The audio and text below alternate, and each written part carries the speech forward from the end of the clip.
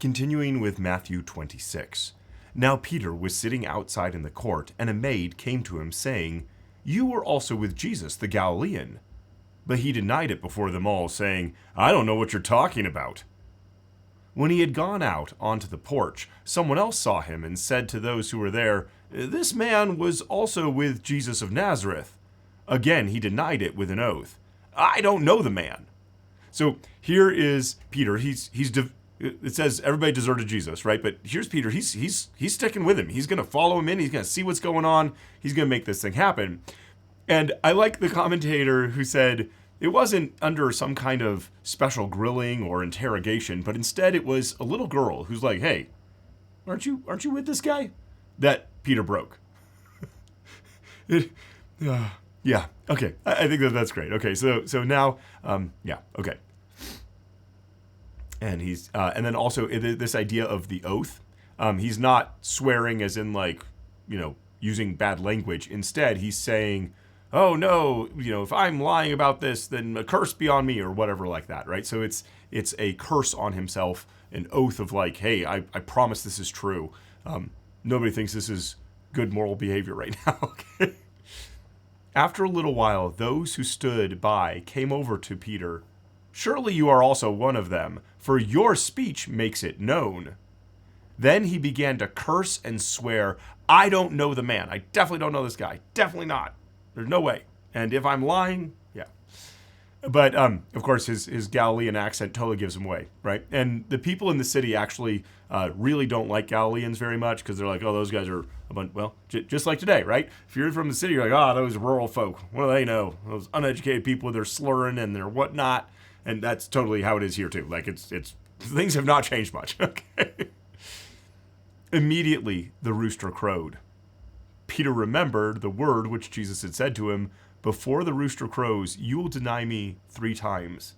Then he went out and wept bitterly. And the crowing could have happened here in Palestine. I guess it could happen. One commentary said it was like 11:30. Another said or as early as 12:30. So I don't know, right around midnight, right? Anytime before around then. So this is late or early, depending on how you want to look at it. And Peter is heartbroken by this, realizing what he's done, what he said he would never do. Definitely would not. I swear I wouldn't do that. And he did it. 27. Now, when morning had come, all the chief priests and elders of the people took counsel against Jesus to put him to death. They bound him, led him away, and delivered him up to Pontius Pilate, the governor. So now we've got a slightly larger group of people in the morning now, doing the right legal thing, sort of, and getting everybody together to condemn Jesus. But they can't do anything about this because they don't have the power of killing someone. They have to get Pilate to do it. Then Judas, who betrayed him, when he saw that Jesus was condemned, felt remorse and brought back the 30 pieces of silver to the chief priests and elders, saying, "I have sinned in that I betrayed innocent blood." But they said, "What is that to us? You see to it."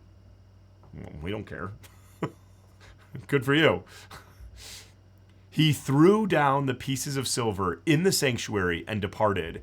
Then he went away and hanged himself. The idea of the throwing it in the sanctuary there, he may have, been somewhere in the temple talking to the priest, right? And then when they say, "Hey, we're not taking it back," he probably chucked it into the area where only priests could go. So he's like, "You guys have to acknowledge that this is your money. Like, you have to deal with that, right?" And then he goes and hangs himself. And there's some funny, ironic, silly things going on with the hanging versus, him falling and splattering open and all that stuff. Basically, the gist of it would be either he is so incompetent that he hung himself and then slipped out and fell to his death, or probably potentially more likely is he hangs himself and then in the extreme heat and all that stuff, his body decomposes pretty quickly and his body breaks apart and then falls and explodes, right? No matter how you look at it, it's gruesome and bad. Like, Judas's end is not good. The chief priest took the pieces of silver and said, "It is not lawful to put them in the treasury, since it is the price of blood." doesn't matter that it was our money that we did this. We're not the problem. It's that this is blood money. And apparently this is coming out of Deuteronomy 23, where it says in verse 18, you shall not bring the hire of a prostitute or the wages of a male prostitute into the house of Yahweh your God for any vow, for both of these are an abomination to Yahweh your God. And so I guess they took that and they're like, okay, well, then this just means like anything that's not good, we can't use that money in the temple. We can't use it. So what do we got to do with this? Even though we were the ones, like it's blood money, it's our blood money, but we can't use it in the temple. So what are we going to do? Okay. They took counsel and bought the potter's field with them to bury strangers in. Therefore, that field has been called the field of blood to this day. Okay. So they're like, what can we do with this money? So they buy a field for foreigners so they can be buried in it. They do something pious and righteous and really good for humanity by making it possible for foreigners to have a better experience when they come visit Jerusalem and they were to die there. Yeah, the religious hypocrisy is just, it's so thick. Okay. Then that which was spoken through Jeremiah the prophet was fulfilled, saying, they took the 30 pieces of silver, the price of him upon whom a price had been set, whom some of the children of Israel priced, and they gave them for the potter's field, as the Lord commanded me. Notice that this is not, it says it's the prophet Jeremiah, and there's a footnote there, but it's actually Zechariah. And so some people are like, well, Matthew's just scribal error. He just doesn't know what he's doing. Okay. Other people are like, but wait, he's like directly quote, like this is a direct quote. So like, how could he possibly have messed this up? So then the idea is, well, maybe it was a word from Jeremiah recorded by Zechariah. Or this one seems most reasonable to me. It is that he's referencing the book of Jeremiah, or the scroll of Jeremiah, which in this case contained Zechariah. Whatever. However you look at it, he's definitely quoting this passage. How you want to take it from there is probably dependent on how you view things in the Bible. Okay. Now Jesus stood before the governor, and the governor asked him, saying, are you the king of the Jews? So we don't have anything in Matthew setting this up of how Jesus is brought forward and what they say and all that stuff. But the religious leaders are not going to say this guy's committed blasphemy because Pilate doesn't care about blasphemy. That's not important. So instead, it sounds like they're bringing forward this accusation of this guy is a revolutionary who's trying to overthrow Caesar. So you got to do something about it. Jesus said to him, so you say. When he was accused by the chief priests and elders, he answered nothing. Then Pilate said to him, don't you hear the many things they testify against you? He gave him no answer, not even one word, so that the governor marveled greatly. Apparently, this is a long-standing tradition in Jewish idea of you're being wrongly accused, so you just stand there and take it. You don't do anything about it. And then that makes the pagans be like, wait a second, you're weird. Like, but this is crazy. Now, at the feast, the governor was accustomed to release to the multitude one prisoner whom they desired. There is no extra biblical evidence of this that we have yet, as far as I am aware, or the books I've looked at. But there were lots of things that at feasts, they would do to try and keep the peace. And Pilate is kind of on thin ice. People don't love him very much. So by being like, hey, I'll release a prisoner. I'll give you one every year, like that could be creating goodwill, right? They had then a notable prisoner called Barabbas. Again, we have no extra biblical evidence of this, but here's Barabbas. When therefore they had gathered together, Pilate said to them, who do you want me to release to you, Barabbas or Jesus, who is called Christ? For he knew that because of envy they had delivered him up. And your translation, depending on which one you have, you might actually see that as Jesus Barabbas. So this is the two Jesuses, Jesus Barabbas and Jesus the Christ. So which one do you want? And lots of people figure that the reason why we don't have Jesus in all of the different versions is because people are like, why do we have Jesus' name as like this notorious guy? Like, what's going on? Other people are like, no, we need to include this because this is clearly setting up this irony, right? We've got Barabbas, who's a notable prisoner, who's an insurrectionist. He's one who's actually trying to overthrow Rome by physical force. And then you've got Jesus the Messiah, who is not. Definitely doing the opposite of that in a lot of ways, okay? While he was sitting on the judgment seat, his wife sent to him, saying, "Have nothing to do with that righteous man, for I have suffered many things today in a dream because of him." And you can see this in lots of literature, but the idea that someone has a dream and like this is a portent of what's about to happen is important. And apparently in Roman culture, the idea of a wife who is able to influence her husband to do the right thing is actually a really good thing. It's like part of the narrative and all that. So this fits right in with that. But what does Pilate do? Now the chief priests and the elders persuaded the multitudes to ask for Barabbas and destroy Jesus.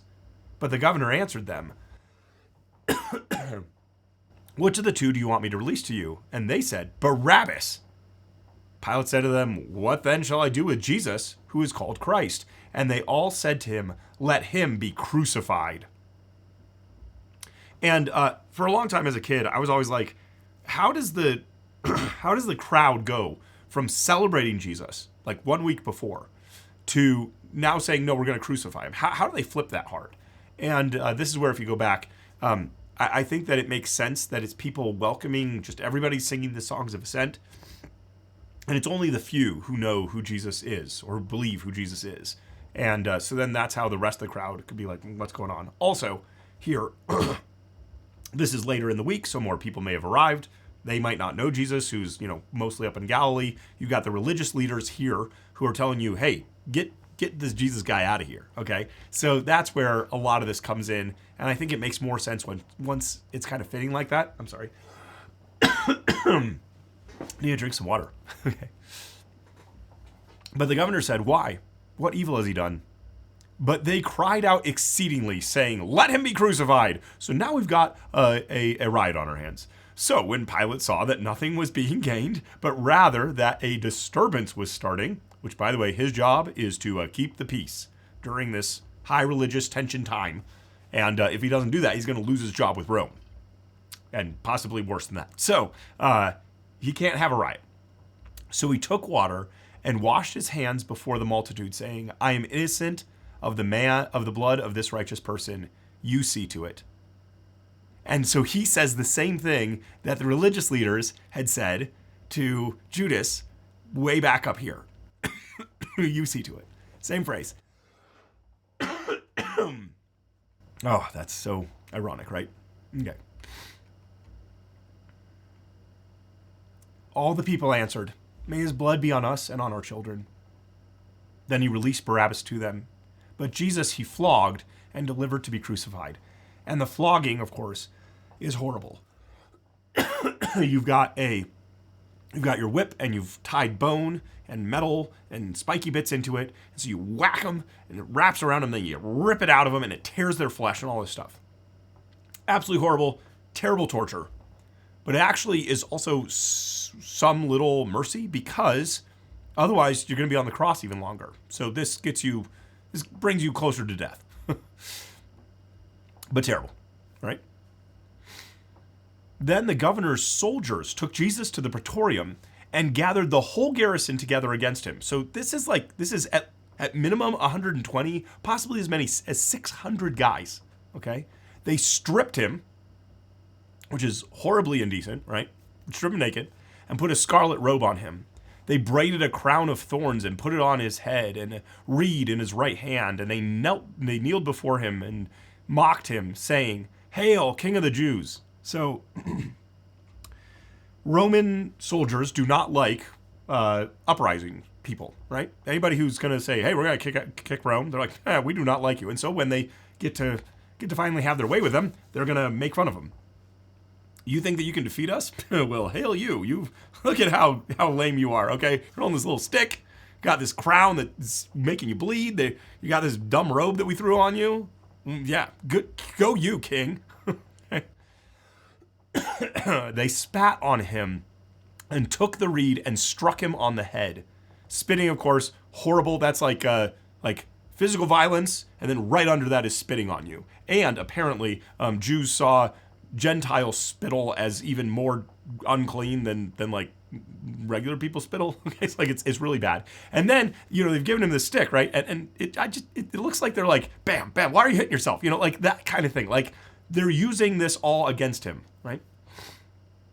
And when they had mocked him, they took the robe off him and put his clothes on him and led him away to crucify him. So, more abuse.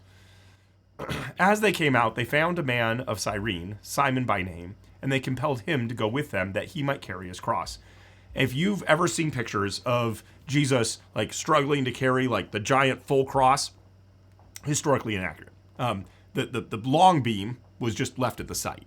This is the cross beam that you would carry, and you have it strapped to your back. But Jesus is too weak from the flogging they received and all that stuff, so he can't carry this thing. So they're going to just give it to somebody else. And of course, whoever, whatever a Roman soldier says, you carry this for me, you have to. You must do it. In fact, we talked about that when we did Jesus and talking about injustice and all that kind of stuff and what you do in response to that.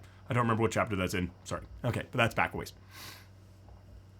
When they came to a place called Golgotha, that is to say, the place of the skull, they gave him sour wine and mixed it with gall. When he had tasted it, he would not drink.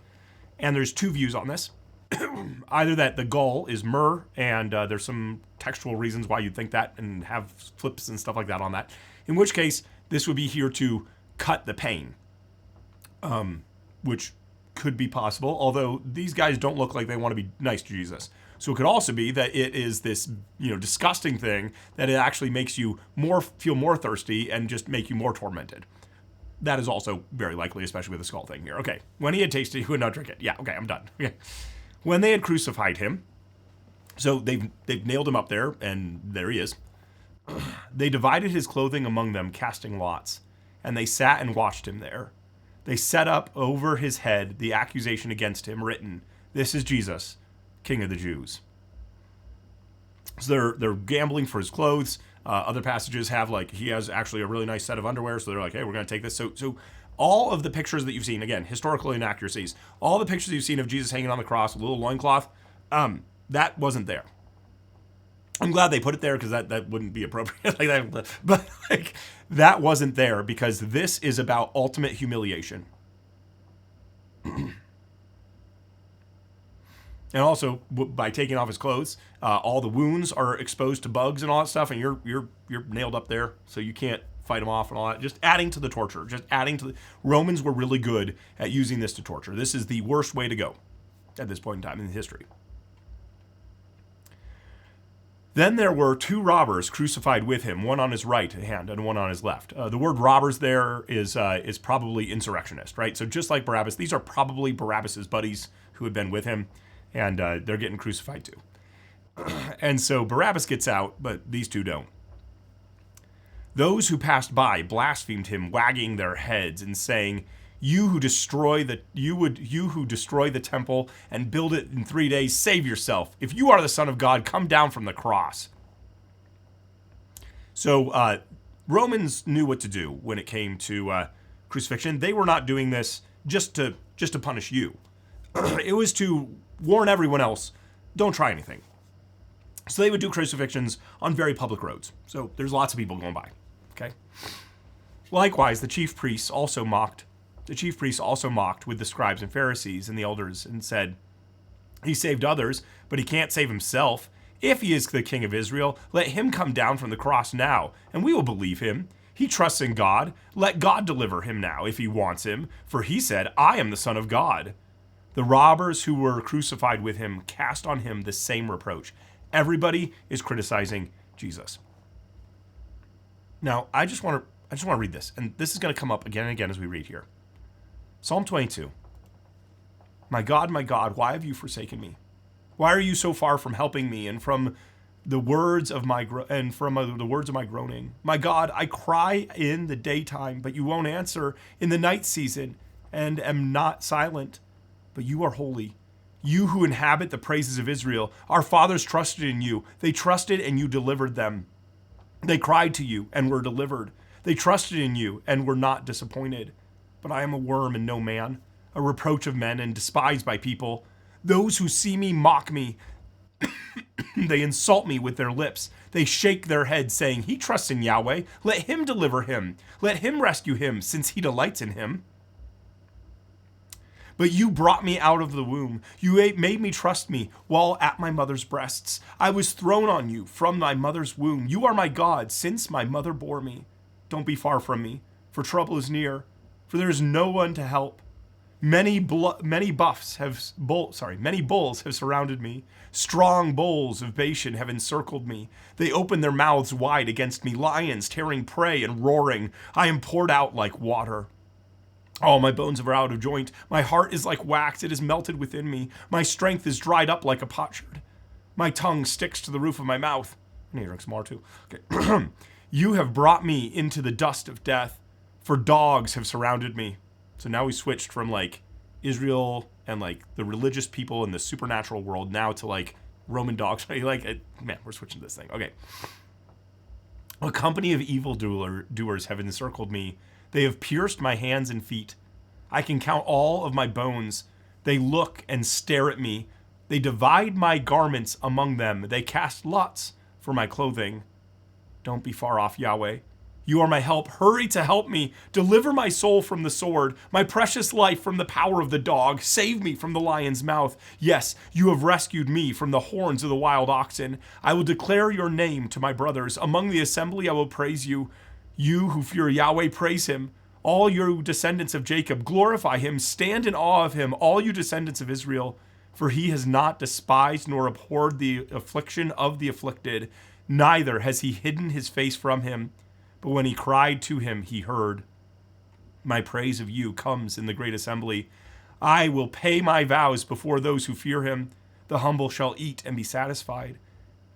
They shall praise Yahweh, who seek after him. Let your hearts live forever. All the ends of the earth shall remember and turn to Yahweh. All the relatives of the nations shall worship before you. For the kingdom is Yahweh's. He is the ruler over the nations. All the rich ones of the earth shall eat and worship. All those who go down to the dust shall bow before him, even he who can't keep his soul alive. Posterity shall serve him. Future generations shall be told about the Lord. They shall come and shall declare his righteousness to a people that shall be born, for he has done it. Okay, so we've already seen this. Like, we've already seen that people are shaking their heads. They're already doing this. He's already surrounded by dogs. There's also all of this imagery about oxen and all this stuff, and Bashan and lions and all that. And there is some religious, and there is some practical, and there's historical stuff, and it's all wrapped up, and it's brilliant, and it's amazing, and it's great, okay? Here it is. They're doing this stuff. And they're using the exact same things, right? Like, if he wants him, he says okay, let God, he trusted in God, let him deliver him now, right? It's there. But also, notice that they're saying, hey, if you are the Son of God, which is going back to Matthew 4 with the devil coming and tempting him, okay? Now from the 6th hour, that's about noon, there was darkness over the land, all the land, until the 9th hour. Okay, so this is bringing us back to Genesis or to Exodus and all the stuff that's going on there. This is also something that Romans would be like, whoa, this is bad. This isn't good. Also, there's stuff about there's some interesting stuff historically about this and what's going on and all that jazz. But okay, about the 9th hour, this is 3. Jesus cried out in a loud voice, saying, Eli, Eli, lima sabachthani. I have no idea how to pronounce that, so I'm sorry, everyone. Yeah, let me know. Okay, that is, my God, why have you forsaken me? Notice the reference. This is Psalm 22. We've already read it because this is packed with Psalm 22. Some of them who stood there when they heard it said, this man is crawling for Elijah. Eli, Eli. Immediately, one of them ran and took a sponge, filled it with vinegar, put it on a reed, and gave him to a drink. Okay, so more of the same here. Okay, the rest said, let him be. Let's see whether Elijah comes to save him. So because Elijah is not recorded as having died, therefore, the idea was any righteous rabbi could get saved by Elijah at any time. He could just show up and do it. This is Elijah is like the man who goes and saves people and stuff. This is the idea. So is Elijah going to make it? Jesus cried out again in a loud voice and yielded up his spirit. Nope, he didn't make it. He died. Okay. Behold, The veil of the temple was torn in two from top to bottom. The earth quaked and the rocks were split. The tombs were opened and the bodies of the saints who had fallen asleep were raised. And coming out of the tombs after his resurrection, they entered into the holy city and appeared to many. Some crazy stuff going on. So we have the temple curtain, which if you go and read that, the description of it, it's like super thick. It's made with all this stuff. It's got gold thread, just lots and lots of stuff going on with it. And it gets torn. And as a kid, I always heard it as, this is God letting everybody into the Holy of Holies because Jesus is now our mediator, so now we can come in.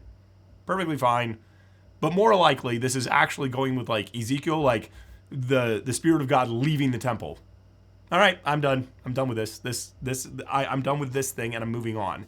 Which is why then, several years later, you have the temple being destroyed in AD 70, right? So within a generation.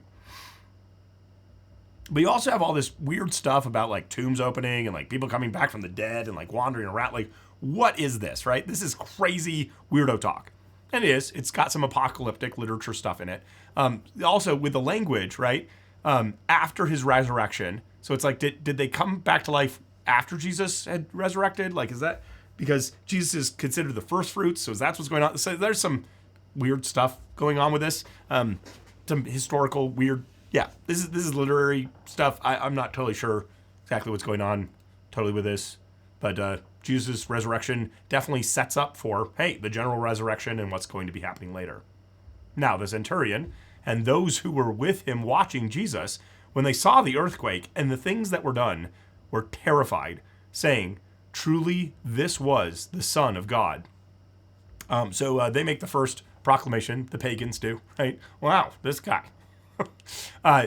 Do they think he's the Messiah? Do they think that do they understand who he is? Or are they like, hey, more like, Roman pagans being like, hey, he's like one of those demigods who like does crazy cool stuff. Maybe, like there's some uncertainty, but it is ironic, right? That the first people to see Jesus' death and be like, oh, this means something, were like the pagans. Okay. Many women who were there watching from afar, who had followed Jesus from Galilee, serving him. Among them were Mary Magdalene, Mary the mother of James and Joseph, which yours might say Joseph, variation on the name, and the mother of the sons of Zebedee. Okay. So you got these women who are there. They don't pose a threat because they're just, hanging out. And so they don't need to worry as much as the male counterparts as being seen as a threat. And so you actually have women who are actually doing a lot of this stuff throughout history, being there for the people that they're following to take care of them and their needs, which leads into the next stuff that comes along. But Psalm 22 shows up over and over again with this stuff. So as you look at that and look back and see all this stuff, like there's so much interesting connections between it and the ideas that are in it and the, dividing garments and just all that stuff. So I think that is super fascinating and really cool. Sorry about my voice and all this. Guess I'm sicker than I thought I was. Should go get some sleep. Yeah, hopefully this was interesting, informative, and that you ponder a lot on Psalm 22 as you go through this. See you next time.